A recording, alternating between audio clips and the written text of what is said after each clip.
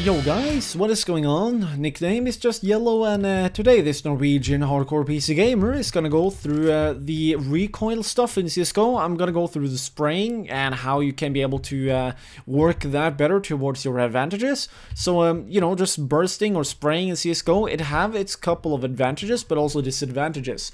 And I gotta say, by personal preference, but also experience, because I'm a person who enjoys to spray here and there, but it all depends on the range, but also how much the enemy is actually exposed. And keep in mind, I'm actually really good at keeping my my aim at head level and actually, you know, tapping people, but I'm rather implementing that into a little bit more of an advanced attack against the enemy, depending on when I meet him and how all that stuff goes down.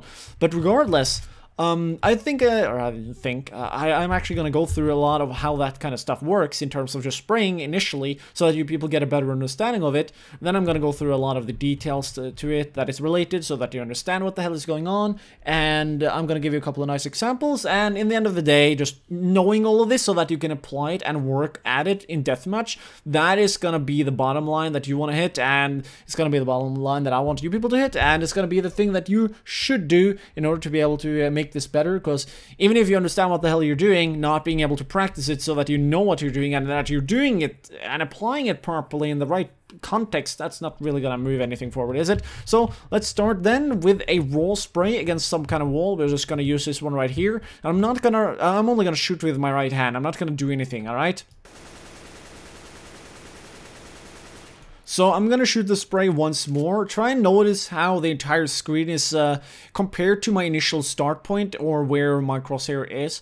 Try and see like in which direction my entire screen is shaking, all right? Because it is a very nice indicator for where the bullets are currently going, okay?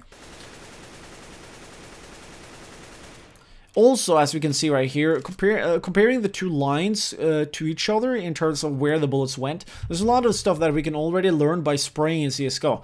And that is that you can't really do anything consistent with spraying in CSGO towards a certain degree.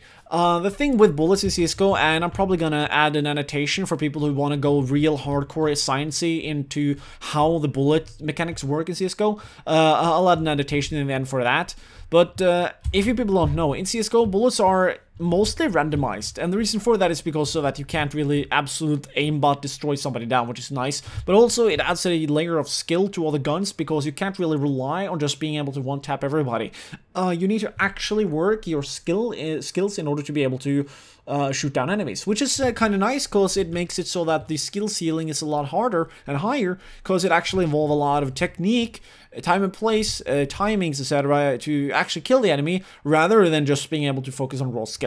So now when we know this, when looking at the spray pattern here, obviously the best position or place or section of bullets used are going to be the approximately 8, 7, 9 bullets that you're using first. If you control your aim in this kind of area, you're starting right here, then you can control it in like a slight fucking banana-like shape in the opposite direction, or whatever the fuck. What you will sit down with then is a spray that is a lot more consistent, even though again it's randomized, alright? So what then that also means is that because you are only wasting so many bullets, now you have leftover bullets. This is why people call it bursting, and also they're talking about resetting when they're talking about actually spraying down enemies with your spray, alright? Because if you burst, you can not only take a break, but you can repositionize, so that you become a little bit more annoying to hit. If you have a, like, let's imagine that there's a wall right here, you can peek around the wall, and you can then just go back to cover, and then you can peek again, or you can do maybe random peeks. You can do a shoulder peek to fish out bullets, fuck with the enemy's brain.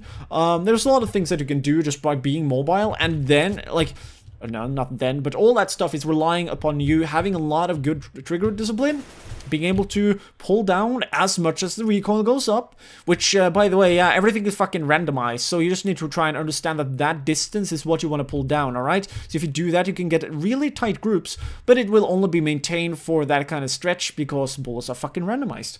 But if you work all these mechanics together, and then you're going into a gunfight, now you still have a lot more tools that you can actually apply against the enemy in order to be able to properly destroy him, which is really nice when you are aiming against somebody's middle chest or initial head level, and then you're prone down, because now you're not only, like, because you're going down, you don't only need to or you don't need to rather focus so much on pulling down, because your entire fucking body is going down when you sit down.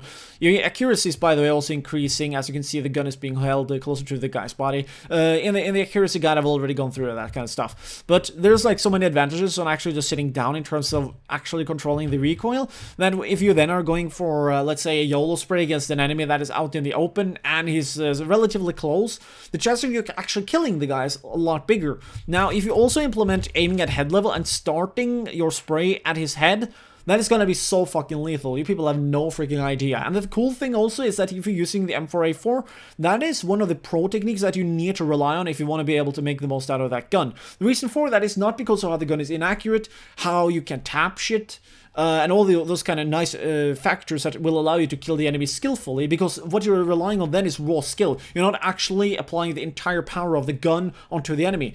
In a lot of the cases with the M4s is that you will dink an enemy, but then he will dink you back. If you then just go down into one initial head flick on the guy's head, like whoop, and then you go down into spray, there's a massive chance you'll get the second shot on him. Or if you're sitting down, if he decides to sit down, you can now also dink him. And or because you're spraying with your gun, there might be a bigger chance for you to hit the enemies several times in the head, as long as you're actually tracking the enemy well while you're spraying, of course. As you can see, they're moving and shooting is a terrible idea. But the enemy, like moving or shooting, if you know what the hell you're doing with your spray, you can also be able to hit them as he's running.